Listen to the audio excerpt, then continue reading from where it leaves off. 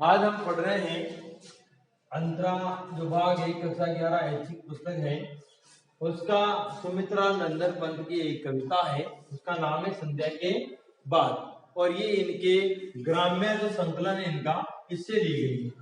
ग्राम्य जो संकलन है उससे ली गई है संध्या के बाद कविता। तो याद कर लें संध्या के बाद हम गांव चले जाते हैं, गांव में चले जाते हैं। याद करने का क्या तरीका है कि संध्या के बाद गांव में जाना है। संध्या के बाद कहाँ जाते हैं? अपना गांव ही है तो अपन गांव में तो जाते हैं ना संध्या के बाद। अभी तुम भी यहाँ से गांव में जाओगे तो संध्या के बाद गांव में चले जाते हैं। तो संध्या के बाद संकलन किसमें से लिया गया है? ग्राम्य में। सेकंड गेट के दृष्टि से मोटे मोटे क्वेश्चन यहीं से आ जाते हैं, अंदर बहुत डीपली होता है। फिर संकलन से ली गई है और इसमें जो शाम होती है जैसे ढलती हुई शाम है, अभी जो ऐसा हो रहा है वातावरण, उसमें गांव का कैसा वातावरण होता है, वहां के लोग, वहां के जनजीवन, वहां की प्रकृति, वहां की वृद्धाएं, वहां के जो दूसरे लोग के किसान हैं, जो खेतों से लौटते हुए महिलाएं हैं और जो व्यापारी हैं जो वापस घरों की तरफ जाते हैं, उन सबका जो परिवेश है गांव का, वो पूरा परिवेश इन्होंने इस संध्या के बाद कविता से यहाँ पर उकेरा है। ठीक है, स्टार्ट करते हैं। अब हम कविता में आ जाइए, आप पेज नंबर 143 है, अंतरा में है ये, कक्षा 11। देखिए पहले वाचन करते हैं 4-4 5-5 पंक्तियों का, समझिए। सिमटा पंख सांझ की लाली, जा बैठी अब तरु शिखरों पर, ताम्रपर्ण पीपल से शतमुख, झरते चंचल स्वर्णिम निर्जर, ज्योति स्तंभ सा धस सरिता में, सूर्य क्षितिज पर होता ओझल, बृहद जीवा इस विसलत केंचुल सा, लगता चित घबरा गंगा का जल। अब देखिए इसका अपन व्याख्या करते हैं। तो इसका प्रसंग तो यही है कि सुमित्रा नंदन पंत ने इस जो प्रसंग है, ये गद्यांश इसका एक जो भाग है, इसमें गांव का जो प्राकृतिक परिवेश है उसका वर्णन किया है कि शाम के समय सूर्य का क्या किस प्रकार का सौंदर्य होता है, वहां के जो गंगा का जल है उसका कैसा सौंदर्य होता है, पीपल के पत्ते, झरने वगैरह और पेड़ के ऊंची ऊंची तरुशिकाएं किस प्रकार के लगते हैं उनका वर्णन है। देखो सूर्य की लाइन से देखिए आप, सिमटा पंख साज की लाली, जा बेटी अब तरु शिखरों पर। आप इधर देखेंगे तो आपको ये दृश्य दिखाई देगा, तो मैं 2 पंक्तियों में बोल रहा हूँ। सामने सूरज दिख रहा होगा आपको, तो सूरज लाल लाल सा हो गया। अब उसकी आपने देखा होगा जो पेड़ है उनके ऊपर से हल्की हल्की सी रोशनी बाहर निकल रही है तरु शिखरों से, यानी कि पेड़ों के ऊंचे जो शिखर हैं उनसे थोड़ी थोड़ी हल्की रोशनी बाहर निकल रही है ना, तो इसीलिए उस लाल रोशनी को ऐसा कहा गया है कि सिमटा पंख सांझ की लाली, कि शाम के समय लालिमा लिए हुए सूर्य अपने पंखों को समेटकर, यानी कि यहाँ पर सूर्य को एक तरह से पक्षी के रूप में, यानी कि संध्या को एक तरह से पक्षी के रूप में चित्रित किया है कि शाम के समय लालिमा के रूप में ये संध्या रूपी पक्षी, भाई उसी से पता चला भाई शाम हो गया, सूर्य ढलने लग गया, तभी तो पता चला अपने को भाई शाम हो गई। तो वो जो पक्षी है संध्या रूपी पक्षी, वो अपने पंखों को समेटकर, सिमटा पंख यानी कि संध्या रूपी पक्षी अपने पंखों को समेटकर सांझ की लाली, यानी कि संध्या रूपी जो लाली आ रही ना, वो जा बेटी अब तरु शिखरों पर।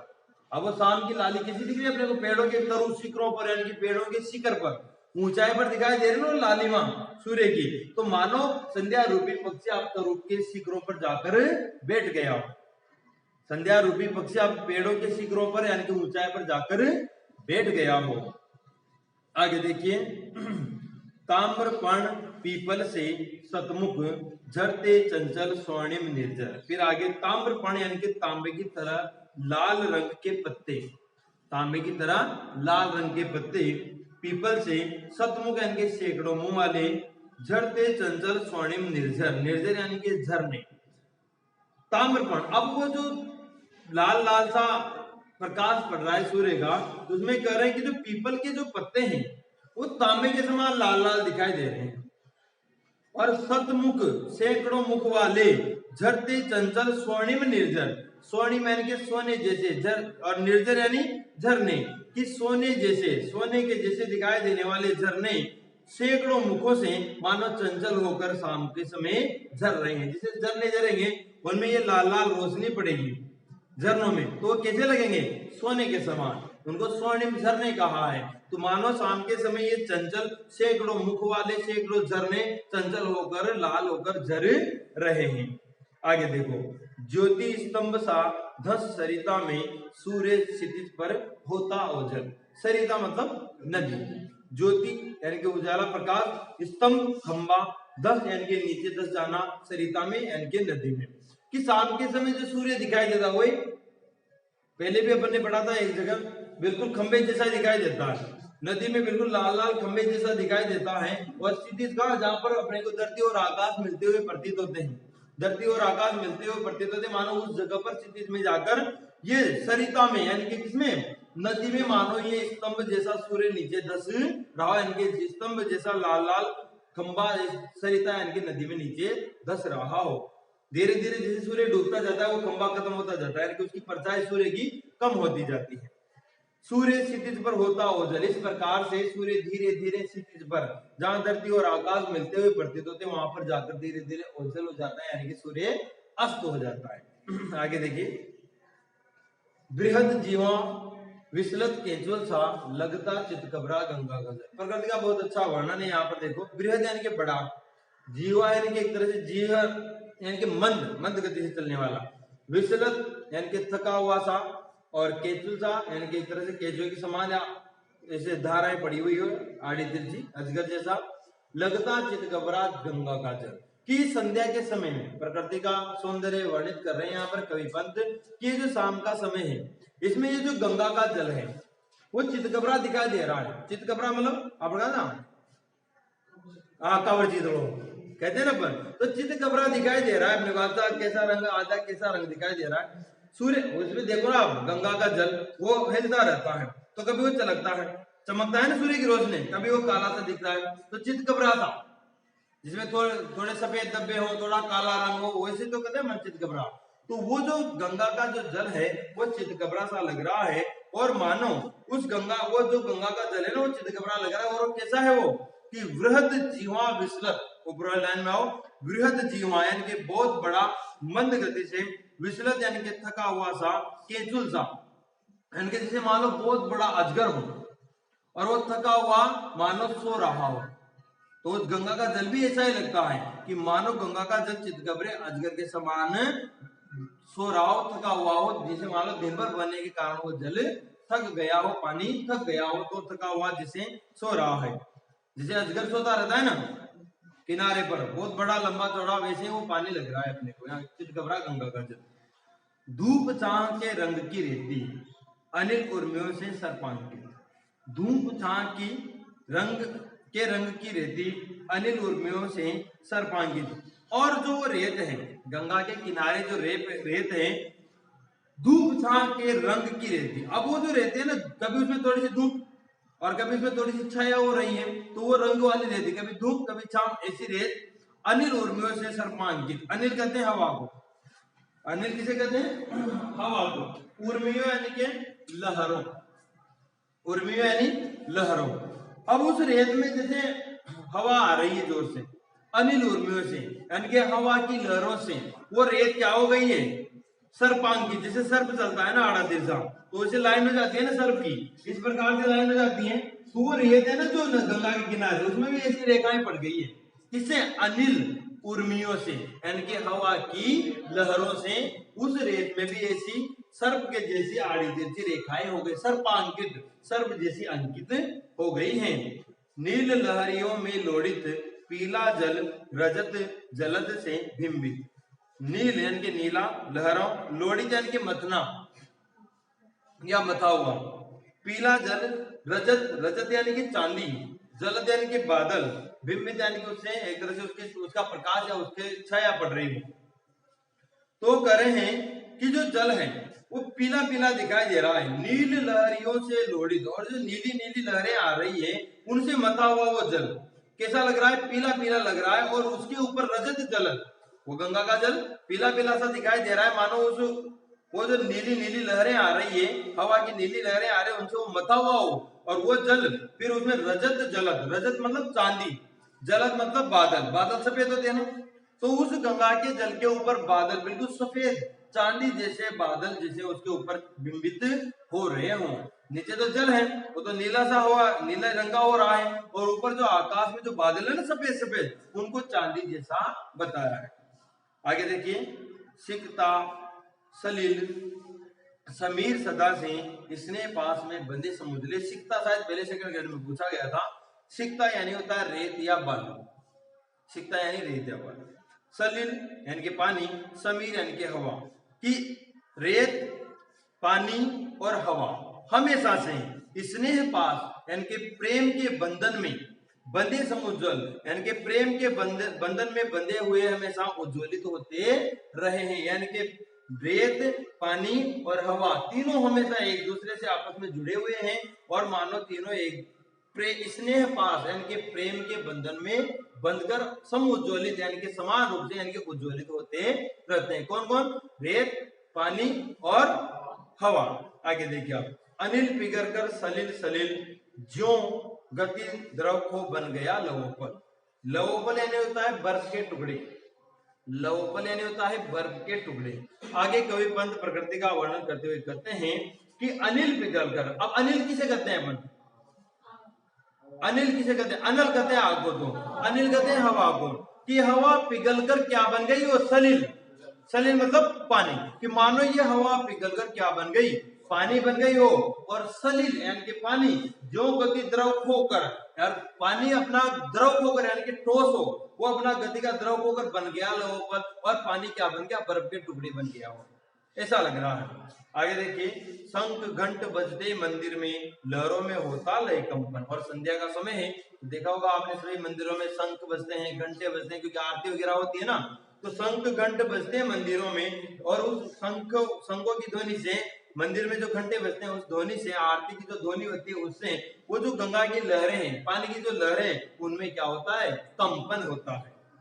दीप शिखा सा ज्वलित कलश, नभ में उठकर करता नीराजन। नीराजन यानी कि आरती। दीप शिखा सा ज्वलित कलश, और वो जो कह सकते हैं कि जैसे मंदिर का जो गुंबद देखा आपने, गुंबद होता है ऊपर गोल गोल घड़े जैसा, वो कि दीप शिखा सा ज्वलित कलश, वो जो मंदिर के ऊपर का जो कलश है ना, वो जैसे दीपक की शिखा, दीपक की लो जलती है ना, ऊपर दीपक जलाते हैं वो लो जलती रहती है, तो उसके समान वो कलश मानो अब लास्ट में जैसे सूर्य अस्त हो रहा है, उस गुंबद के ऊपर थोड़ा थोड़ा उजाला आ रहा है सूरज का, तो मानो वो किसके समान दिखा रहा है? दिखाई दे रहा है अपने को दीपक की लो के समान, दीपक की शिखा के समान दिखाई दे रहा है वो मंदिर का कलश। और नभ में उठकर करता नीराजन, और मानो वो मंदिर के ऊपर जो गुंबद दिखता है ना कलश, वो मानो नभ में उठकर, नभ में मतलब आकाश में ऊंचा उठकर मानो नीराजन कर रहा हो, यानी कि आरती कर रहा हो। नीराजन यानी आरती। की मानो घंटे बज रहे हैं, पानी में कंपन हो रहा है, और वो जो मंदिर के ऊपर का कलश है वो मानो दीपक की लो, दीपक जलाते हैं ना बना आरती के समय, तो दीपक की लो के समान मानो नभ में ऊंचा उठकर वो मंदिर के ऊपर का गुंबद या कलश क्या कर रहा हो? नीराजन कर रहा हो, यानी कि वो क्या कर रहा हो? आरती कर रहा हो, ऐसा लग रहा है। अब देखो, तट पर बगुलों सी वृद्धाएं, विधवाएं जब ध्यान में मगन। और उस आरती के समय तट पर बगुलों सी वृद्धाएं, यानी कि उस नदी के किनारे कई सारी वृद्धाएं हैं जो भगवान के ध्यान में लीन हैं, और वो क्या है? विधवाएं हैं। विधवाएं जब ध्यान में मगन, वृद्धाएं हैं और विधवा महिलाएं कई सारी जो जब और ध्यान में लगी हुई हैं। और वो कैसी लग रही है? सफेद वस्त्र पहनते हैं विधवा नारी, तो वो ऐसी लग रही है कि मानो बगुला उस जल में एक टांग पर खड़ा हुआ हो, ध्यान में खड़ा हुआ। बगुले खड़े रहते हैं ना पानी में, तो वो वृद्धाएं और विधवाएं सफेद वस्त्र पहन रखे हैं, तो वो किसके समान लग रही है? बगुलों के समान लग रही है। कि तट पर बगुलों सी, तट पर यानी कि किनारे पर बगुलों के समान जो वृद्धाएं हैं, विधवाएं हैं, वो जप और ध्यान में मगन हैं। मंत्र धारा में बहता जिनका अदृश्य गति अंतर्रोदन, अंतर्रोदन उनके भीतर का जो दुख है, अंतर्रोदन यानी कि उन विधवाओं के भीतर का जो रोदन है, जो दुख है, उनके अंदर का जो कष्ट है, जो पीड़ा है, वो मानो मंत्र धारा में बहता है। यानी कि उस गंगा नदी की मंत्र, मंत्र मतलब धीमी धीमी जो धारा बह रही है ना पानी की, उसमें मानो उनके अंदर का रोदन, और जो दिखाई नहीं देता, जिनका अदृश्य, भाई उनका रोना दिखता है क्या अपने को? दुख दिखता है क्या? नहीं दिखता। तो उनके अंदर का जो रोदन है, जो कष्ट है, मानो उस नदी की मंत्र धारा में बह रहा हो। दूर तमस रेखाओं से उड़ती पंखों की गति सी चित्रित। फिर आगे कवि कहते हैं कि दूर तमस रेखाओं सी उड़ती पंखों की गति सी चित्रित, सोन खगों की पाती आर्द्र ध्वनि से नीरो नभ करती मुखरित। यानी कि सोन खग, सोन पक्षी है, चिड़िया होती है ना, सोन चिड़िया कहते हैं अपन, तो वो खग यानी कि पक्षी, ये सोन पक्षी जैसे जो कई सारे पक्षी हैं, उनकी दूर तमस रेखाओं से, ऊपर देखो अब अगली लाइन में दूर तमस रेखा, तमस कहते हैं अंधकार को, कि दूर आकाश में तमस यानी कि अंधकार की रेखाओं के समान, किसके समान? अंधकार की रेखाओं के समान उड़ती पंखों की गति से चित्रित। वो पंख फैलाकर उड़ते हैं ना पक्षी, मानो वो उड़ते पंख एक गति से चित्रित कर रहे हैं, आकाश में बिल्कुल एक गति दिखा रहे हैं। सोन खगों की भांति यानी कि सोन पक्षियों की एक पंक्ति, पक्षी एक साथ पंक्ति में उड़ते हैं ना आकाश में, कि वो पंक्ति मानो दूर अंधेरे में अंधकार में जा रही हो। और आर्द्र ध्वनि से, आर्द्र मतलब नम गीला, आर्द्र ध्वनि से नीरव नभ करती मुखरित। आर्द्र ध्वनि से वो पक्षी अपनी आर्द्र यानी कि अपनी नम ध्वनि से, शाम के समय ऐसा लगता है जैसे उनकी ध्वनि भी मंद पड़ गई है, नम पड़ गई है, उस मंद ध्वनि से नीरव नभ, नीरव नी प्लस रव, रव मतलब ध्वनि होता है, रव मतलब क्या होता है? ध्वनि होता है, ये सब कई बार आया है। नीरव, रव यानी होता है ध्वनि, नी यानी कि इसको ऐसे कर देंगे अपन, नी उपसर्ग आ जाएगा, नी यानी कि नहीं, जहां पर कोई ध्वनि नहीं हो, ऐसे आकाश में। तो यहाँ पर ये तो कर रहे हैं कि आर्द्र ध्वनि, वो जो पक्षी है उनकी आर्द्र यानी कि नम ध्वनि नीरव नभ में, जहां पर कोई ध्वनि नहीं है ऐसे नभ में उसको क्या कर देती है? वो एक साथ बोलते ना सारे, तो उसको भी वो मुखरित कर देती है। आगे देखिए, स्वर्ण चूर्ण सी उड़ती गोरज, किरणों की बादल सी जलकर। अब उसी समय संध्या का समय है, अब अभी तो क्या है, हाईवे बन गया, आरसीसी रोड बन गया, डामर रोड बन गया, अब कहां से गोदुली बेला दिखाई देगी। हाँ, पहले क्या होता था, कच्चा रोड होता था, धूल होती थी, तो शाम के समय जब गायें आती थी ना खेतों से चरकर, किसान लेकर आते थे, ग्वाले लेकर आते थे, तो भाई साहब ये मानो पूरे रास्ते में वो एक धूल उठती थी ऊपर तक, और फिर वो लाल लाल सूर्य की रोशनी में वो दिखता था ना, उसे कहते हैं गोदुली वेला। अब गोदुली वेला दिखेगी, अब डामर का आरसीसी रोड हो गया, अब कहां से गोदुली वेला दिखाई देगी। तो ये पहले की बातें हैं।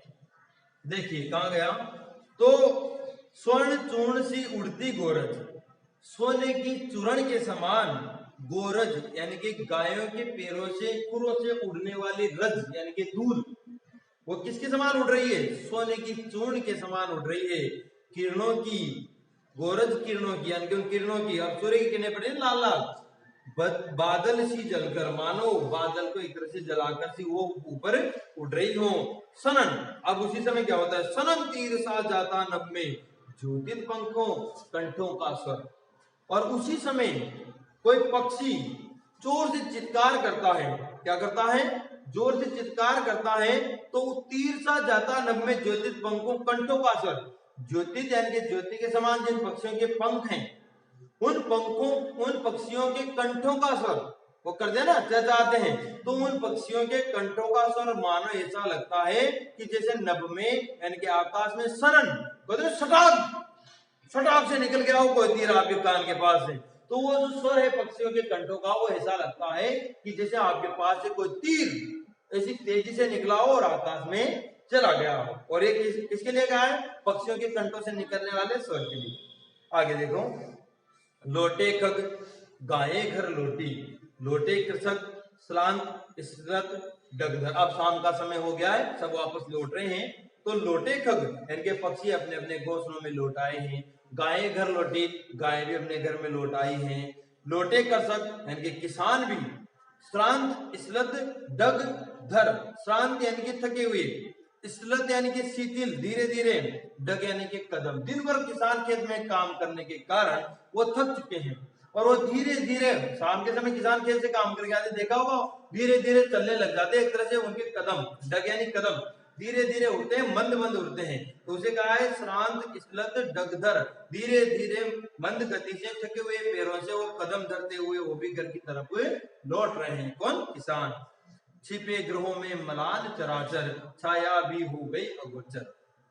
और वो सभी क्या हो गए? अब अपने घरों में जाकर छिप गए हैं। चराचर, चर और अचर, सब अब अपने घरों में जाकर छिप गए। मलान यानी कि मलिन, छाया भी हो गई अगोचर, अब छाया भी क्या हो गई? अदृश्य हो गई, छाया भी नहीं दिखाई दे रही। भाई अभी तो अपने को थोड़ा सा सूर्य दिख रहा है तो छाया दिख रही है, जैसे पूरा आज हो जाएगा तो कोई छाया दिखेगी अपने को, अंधेरा हो जाएगा पूरा, तो छाया भी क्या हो गई? अगोचर हो गई है। लोट पेट से व्यापारी भी जाते घर उस पार न।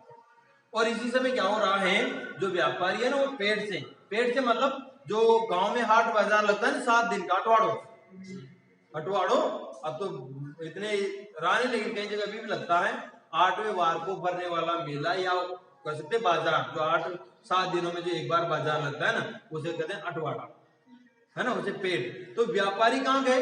व्यापारी पेट में जाते हैं ना, कोई चीज बेचने के लिए दुकान लगाते हैं कहीं, तो लोट पेट से व्यापारी भी, तो व्यापारी भी अब जो साप्ताहिक बाजार था गांव का, वहां से लौट कर जाते घर कहाँ जा रहे हैं? अपने घरों में जा रहे हैं, उस पार नाव पर, और वो नदी के उस पार है उनका गांव व्यापारियों का, तो नाव पर बैठकर वो उस पार अपने गांव में जा रहे हैं। और किस प्रकार जा रहे हैं? देखो, ऊंटों घोड़ों के संग बैठे, खाली बोरों पर उकाबर। ऊंटों पर बैठे कोई घोड़ों पर बैठे हैं, और खाली बोरों में भर के कुछ सामान लाए होंगे उस पेट में बेचने के लिए, बिक गया, और खाली बोरों पर ऊपर बैठे और हुक्का बीड़ी उगड़ी सिगरेट उगरेट कुछ पीकर चल रहे होंगे। वो हुक्का भर के हुक्का चलता है ना, उसको पीते पीते उनको पर बैठे हैं और आप अपने घर की तरफ जा रहे हैं।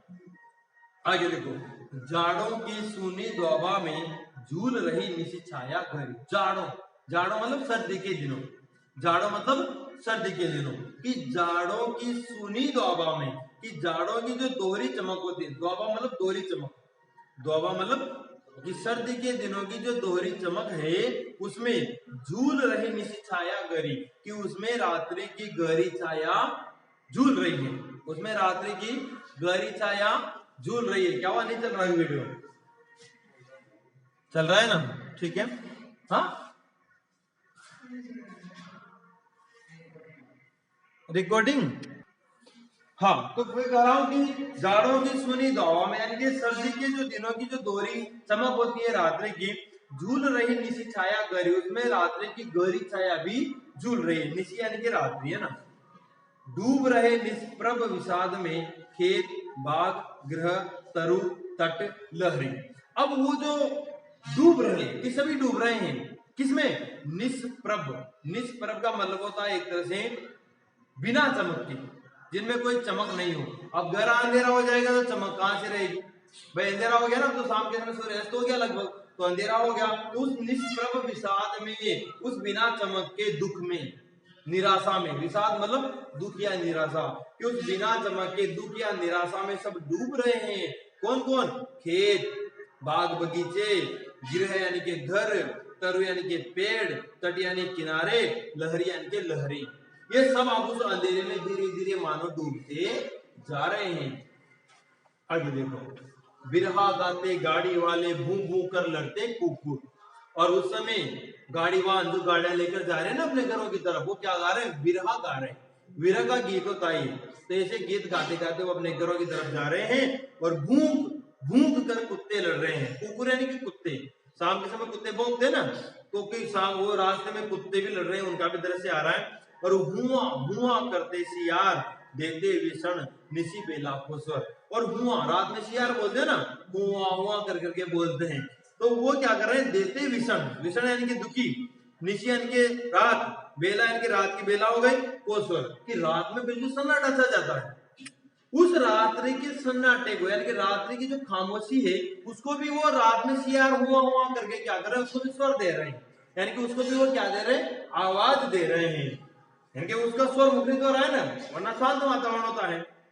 माली, अब देखो आगे, माली की मड़ई से उठ नभ के नीचे नभसी धुमाली।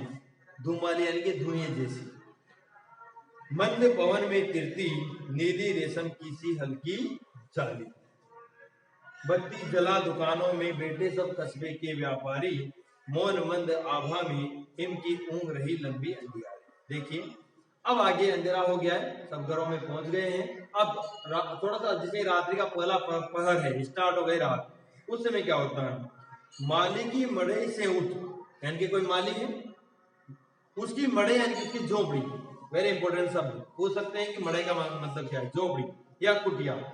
कि माली अपने घर में आ गया है, अब उसकी जो झोपड़ी है, उसकी जो कुटिया है, उससे उठ नभ के नीचे नभसी धुमाली। नभ मतलब आकाश, नभ के नीचे नभसी धुमाली, यानी कि नभ के नीचे नभ जैसे धुएं का आकार, उसकी झोपड़ी से धुआं निकल रहा है ना। अब खाना बनाने के लिए चूल्हा वगैरह जलाया होगा तो धुआं निकलता है पहले तो तो वो जो धुआं निकल रहा है ऐसा निकल रहा है कि नभ के नीचे नभकी जैसी धुआं कि आकाश के नीचे आकाश के रंग जैसा धुआं दिखाई दे रहा है। आकाश भी नीला होता है और धुआं भी नीला नीला होता है ना, तो कि नभ के नीचे नभसी धुआं की धुएं जैसा दिखाई दे रहा है। मंद पवन में तिरती, अब हल्की हल्की पवन है उसमें वो धुआं तैर रहा है। नीली रेशम की सी हल्की जाली, और वो धुआं जो मंद मंद धीरे धीरे तैर रहा है बीच में, वो कैसा लग रहा है? नीली रेशम, मानो नीले कलर की रेशम हो और उसका एक जाल बन गया हो। धुआं देखा आपने आकाश में कभी? वो कैसा लगता है? जैसे मानो नीले रेशम का कोई जाल आकाश में बन गया हो। अब देखो, बत्ती जला दुकानों में बैठे सब कस्बे के व्यापारी। शाम का समय हो गया है, सभी जो कस्बे के व्यापारी हैं उन्होंने बत्ती जलाई। लाइटें वगैरह नहीं है उस जमाने में, तो बत्ती जला के सारे कस्बे के व्यापारी क्या हो गए? अपनी दुकानों में बैठ गए हैं। अब आगे देखो, मौन मंद आभा में हिम की ऊँग रही लंबी अंधियारी। और उस मौन मंद आभा में, मौन चुपचाप जो मंद धीमी है, आभा यानी कि चमक, हल्की सी जो आभा है उन्होंने जो जलाए ना बत्तियां वगैरह, उन बत्तियों की हल्की सी जो आभा है, हल्का सा जो प्रकाश है, उसमें हिम यानी कि बर्फ की ऊँग रही लंबी अंधियारी की, मानो वो जो बत्तियां जलाए ना उसमें हल्का हल्का उजाला हो रहा है। उस मौन मंद आभा में मानो हिम की ऊँग रही लंबी अंधियारी कि उसके ऊपर मानो बर्फ की लंबी लंबी अंधियारियां मानो उसके ऊपर ऊँग रहे, यानी कि उसको जैसे ढक लेना चाहती हो।